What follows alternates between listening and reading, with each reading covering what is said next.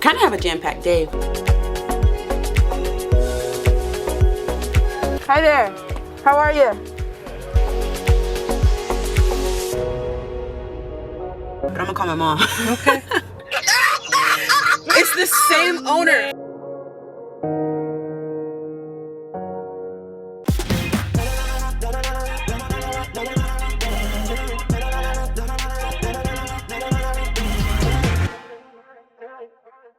What's up guys, welcome back.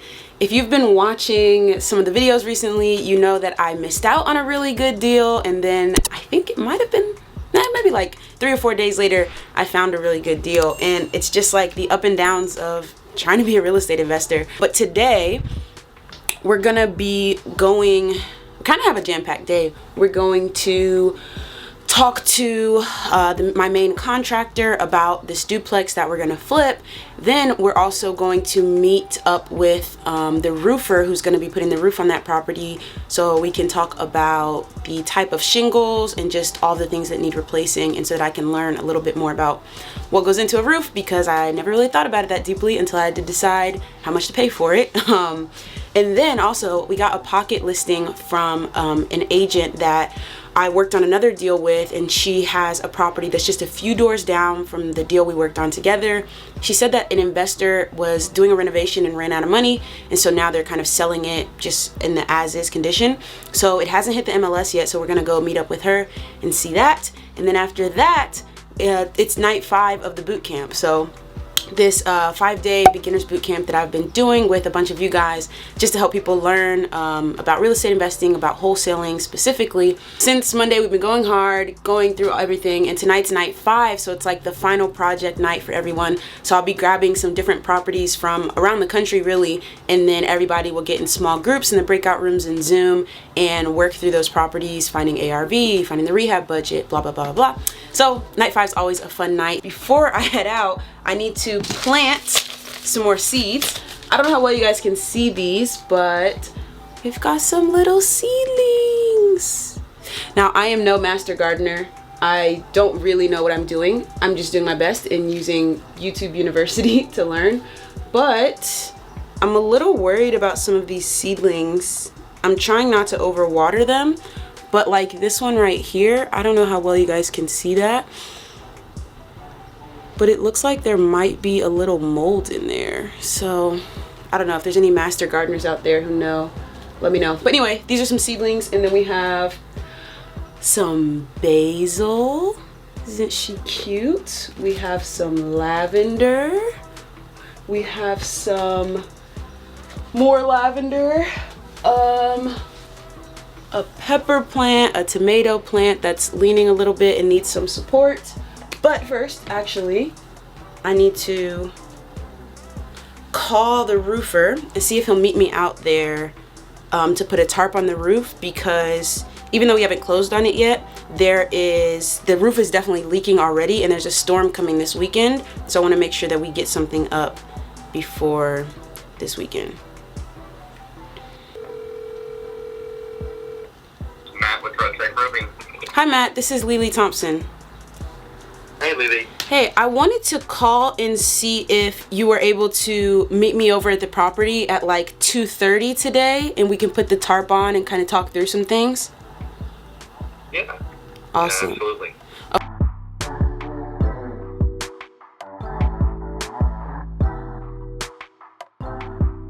All right, thank you so much. I'll see you then. Basically, found this duplex on market. It actually didn't say as is or cash only or anything like that. And so I think that may be a reason that other investors didn't hop on it, because they didn't get, you know, an alert telling them that an investment property had come on the market. But I always look at every single multifamily property that comes on the market, because I really want to get more duplexes. Not even just to house hack, because you know, I possibly would house hack and move to a different place, but I really like where I'm at right now. And so just thinking of other duplexes as really good investment opportunities, that's why I always look every single time a multifamily property comes on the market. I get an alert and I look at it, and I'm like looking through the pictures, and I can tell from the pictures that, one, the property's super outdated. And then 2, that they ripped up the flooring in one of the units. And so I was like, okay, this is possibly a situation where the seller's not going to want to make any repairs, and you know, it might be a pretty good deal for me. So pour some water in here. Oops. I have a bowl down here, I'm not just spilling all over my floor. So I look at the property, call the listing agent, run some numbers, and meet her over there later that same day, and you know, ended up deciding that, you know, it's a pretty good deal. I really want to like rehab this property for a couple of reasons. No foundation issues from what we could tell. Needs a new roof like you guys heard, but that's okay. But no foundation issues, doesn't seem to have any plumbing issues, AC, furnace, hot water heater, all relatively new. And also, one side was vacant and one side is occupied. So you could rehab the vacant side while the occupied side is still providing some rent, so you have some income that's going to help offset, you know, if you're taking a hard money loan. In this case, if I am taking a hard money loan or a private money loan, we'll talk about the difference of those a little later, I guess. But you know, you're gonna pay interest every month on that type of loan, so having that rent from one unit is really good. And then I also told that tenant, hey, if you want to, you know, stay on a month-to-month basis, you can stay, and then when this other unit that's just next door to them is rehabbed, they can move over there and live in a brand new, freshly rehabbed unit. Their rent will go up a little bit, but not quite as much as if we just rented to anyone else. So I thought that was a pretty good deal. They thought it was a pretty good deal, so they're like, yeah, we'll do that. So that was good. But the issue with this deal is that it was drastically overpriced. Like, it was, they were trying to sell it for $269,000, which was about, I think, $61 or $62 a square foot. And the comps, like more updated duplexes, had only sold for like $70, maybe $75 a square foot. And so this one was just way too close to that, considering, you know, all of the work that needs to be done. Plus, it's a 4,300 square foot duplex, which is very, very big. It's the biggest duplex in the area. And because of that, you know, that means the roof is bigger, the floors are bigger, you know, you got to have more paint, all of that. It bumps the rehab budget up a little bit.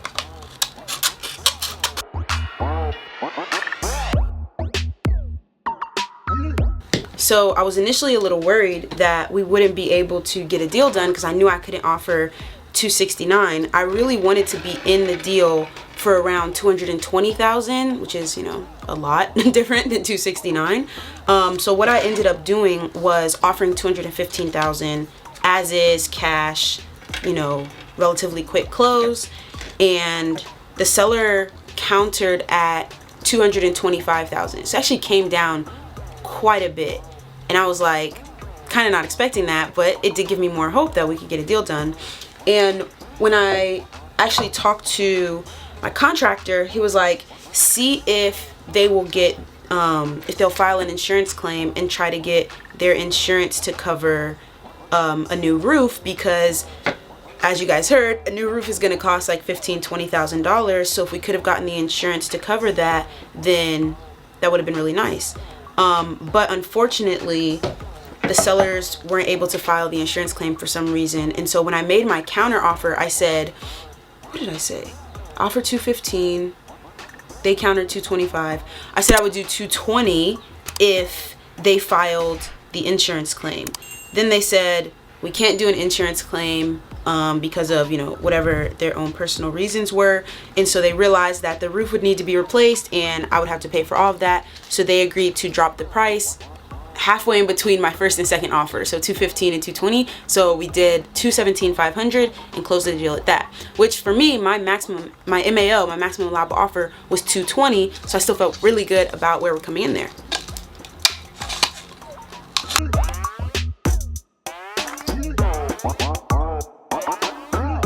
Dirt pellets expand when you put water on them. Maybe my hand is ashy, I don't know. Look at this watermelon seed. Am I doing like the makeup thing, like the makeup gurus? Is it focusing? We got some watermelon seedlings planted. I am gonna plant these beefsteak tomatoes. I don't know how well they're gonna do, but we do have the already, you know, halfway grown tomato transplant, so if this doesn't work, it's fine. And then we're also gonna do some chili pepper. So I'm gonna finish this up, clean my hands, and we'll get continuing on with our day. Aren't they so cute? We've got these big ones over here, some pepper, some lavender, some more lavender, tomato, jalapeno, and then we've got a humidifier to make this like a little fake greenhouse. Yeah, that one sold. It went pretty quick because I mean BA is it's hot for sure. I have one that, like I said, I'm gonna go see today. It's pretty small though. It's a 2-1, 980 square feet. Do you have any, you know, preferences like that on size? Yeah, I mean, if it's in a good neighborhood, that would be okay maybe, but it just depends. Where is it?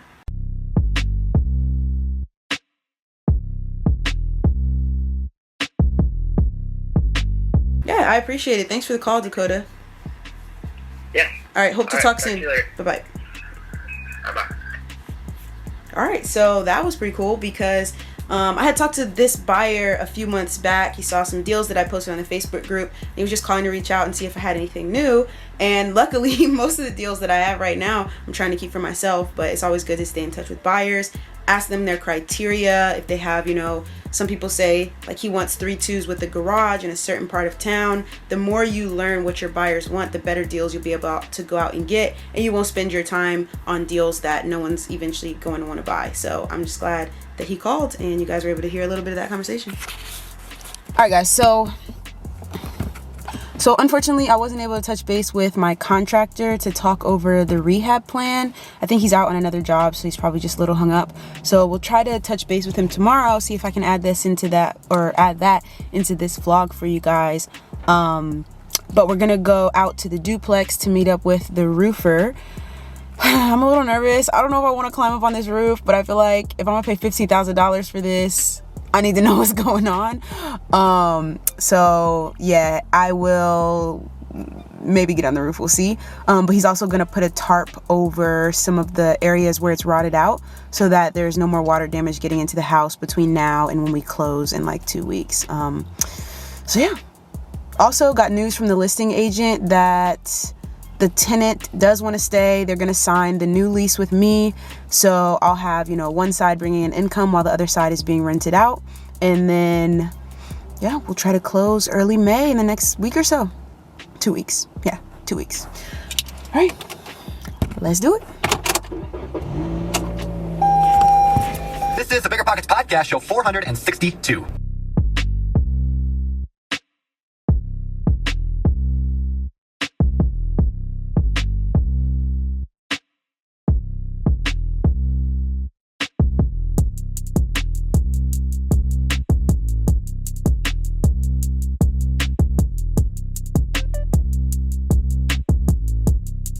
Hi there.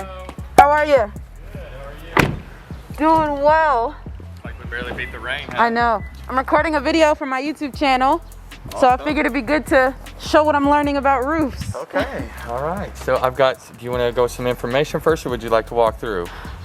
I'm a little nervous to climb up there, I'm not gonna lie. You don't have to climb up there. I can get up there and pinpoint from back to front if you want to go around the side when we get to the back. Okay, let's kind of do that. I don't think my mom would be very happy if I climb up on a roof right before it starts raining. All right. But yeah, let's walk around and give me an idea of what you're seeing. Yes, absolutely.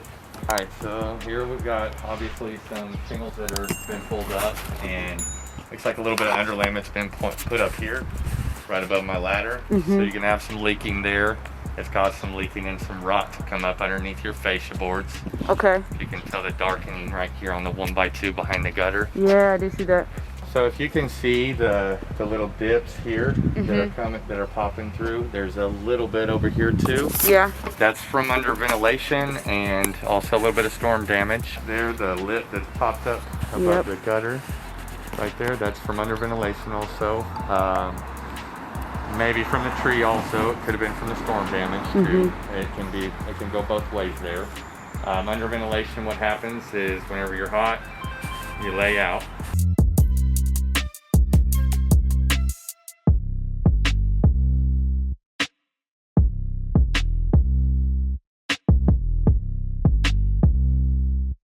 Just be careful, there's landmines back there. What you mean? Oh, from a pet? Some dogs. Oh man. Yeah. So stuff like this that has, you know, a little bit of siding repair that needs to be done, is that something you can include in the wood rock quote? Yeah, I will get my guy out here from Rain Tech. Okay. He's bonded and insured. He covers, I mean, anything from the foundation, pouring the foundation, framing the house, roofing it. He does all of it. So. Okay. Because this is going to be painted. I just want to make sure that before the paint goes on, we kind of clean some of this stuff up. Yeah, for sure. Definitely. Okay. Chimney, we will have a guy that has a permit to work on chimneys. Okay. Basically, the city and the state requires fire codes and permits in order to operate on them. The skylights, typically what happens whenever you go to replace a skylight, it will leak unless you install it properly. So if the skylights if you want to do away with them, you can. If you want to keep them, you can. Kind of want to keep them. Yeah, I like skylights too. I like them.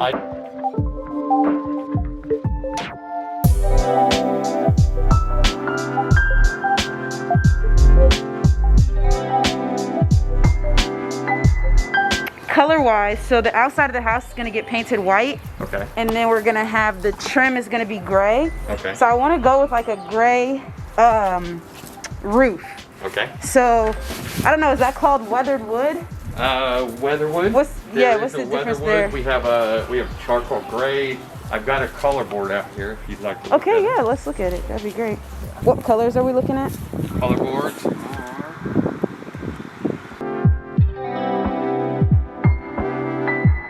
The ivory mist pops more with the white. That will still blend though really well with the silver wood. Okay. We'll let the YouTube channel vote. Silver wood or ivory mist, and we'll pick one of those. Absolutely. Okay, cool. Sounds good. Cool. This is a rainwear selection, so this is your gutter colors. Okay. So if you want to keep this, you definitely can. Okay, I can keep that. Yeah, and you can video it and have your YouTube channel vote if you want to do that. We'll do gutters and this is for you. Thank you, sir.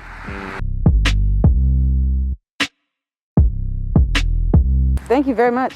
You guys can go to Instagram and I'll post a picture and you can vote on what color we should go for the gutters and the roof. Thanks again. Thank you. You too.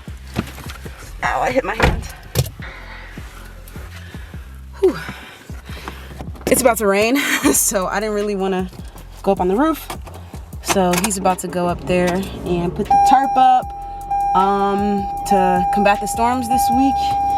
Let me see if anybody texts me. Okay, we're gonna talk to our contractor at 5, but right now we need to head over to another property to walk through. This is the one where half of the rehab is done and half isn't. It's a pocket listing from another agent that I've been working with, so let's do it. Before we head into this next property, I wanted to touch on something I mentioned earlier about how I'm like funding these deals and what the plan is with these different deals and stuff. And I feel like it is a bit overwhelming. Like, you start off and you're just thinking wholesale, and then you realize like, okay, I made $5,000, $10,000, $15,000 on that deal, but the cash buyer I sold it to is gonna flip it and make 30 or 50 or keep it forever and have a cash flowing rental. And you start to think like, okay, I want to put some of these properties into my portfolio. And you know, that's kind of where I'm at right now. It's not like I'm not going to wholesale any, but I do want to keep the deals that I can. And so like the duplex that I'll be closing on in like 2 weeks, keeping that for myself. Another property that I did the deal with this listing agent we're about to go meet, be closing on that in like 6 weeks, keeping that deal for myself. Gonna keep, you know, all 3 of those units as rentals, so we're gonna be BRRRRing them. And then, you know, that's a little overwhelming. I'm like, maybe we can get most of the duplex rehab done before we close on the next property, and then we'll be closing on that one and rehabbing that one, and so there won't be too much overlap. But it is a little overwhelming. Like, that's a lot of money, that's a lot of, you know, responsibility and rehabs to manage and stuff. And then today, that listing agent that I'm doing a single family house with, she texts me, is like, hey, there's a house a couple doors down, halfway through a rehab, do you want it? And so, you know, I'm not going to pass up a deal, and I could absolutely wholesale that, right? I could get under contract at a good price, wholesale it, make, you know, $5,000, $10,000 on it, maybe even more. I don't really know. I haven't seen it yet. But I'm like, do I want to keep that one for myself too? You know, it's like, I don't want to get too big too soon and not be able to handle things, but I also don't want to miss out on deals because I don't believe in myself. You know what I mean? Let's see. Okay, so we just got the contact info of the tenants that live in one side of the duplex so that I can get them a new lease to renew for when I take over the property. So that's good. So yeah, it is a little overwhelming, but it's also, you know, very, very exciting. I'm very grateful that, especially after I feel like I missed out on a home run deal, you know, just last week. Now I've got potentially, you know, 3 more properties, 4 more units to be working on. Also, thinking about like how to fund deals. So I know a lot of people start off wholesaling because it can be difficult to raise money or to save money for your own deals at first. And I think that wholesaling is a great way to start because it gives you some capital that you can invest. And when you have some capital, it opens you up to doing things like hard money lending or getting a private money lender. Yeah, private lender. It's like if you need 100% of the purchase price and the rehab from someone else, then it's like you have no skin in the game. You really don't have much risk, and that's going to be hard. It's going to be hard to get a hard money lender to give you, as a first time, you know, house flipper or house rehabber, 100% of the money you need. It's possible. Some people do it, and I'll make a future video more dedicated to hard money lenders. It's possible, but if you have some money, right? If you're like, hey, I need 70% of the money for this purchase and rehab, or I need even 80% of the money for this purchase and this rehab, then you're in a better situation to be able to do what I'm doing now, where you've wholesaled, you've made a little bit of money, you have created some connections in your market to reach out to a local hard money lender and have them, you know, help you get your first deal done and keep it for yourself. So the way that I met my hard money lender was actually through one of my cash buyers. So I had wholesaled him a deal. I was looking around asking for connections, asked if he knew anyone. He's like, yep, I can connect you with this hard money lender. He kind of vouched for me, you know, to the hard money lender as someone who, you know, is new to the market, but knows what you're doing and you know, does good, honest business. And so now the hard money lender, they're willing to lend me, depending on which deal we're talking about, somewhere between 70 to 80% of the purchase price and the rehab. And so I need to come up with, you know, 20, 30% of the money needed. And that's why you wholesale, to get that money.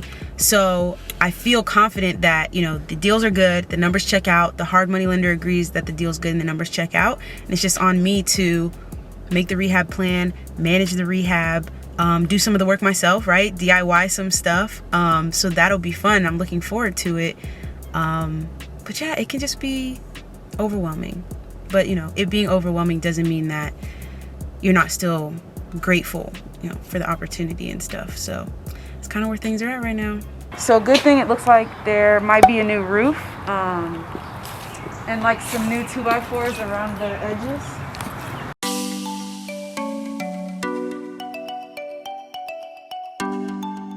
Did they just start this renovation?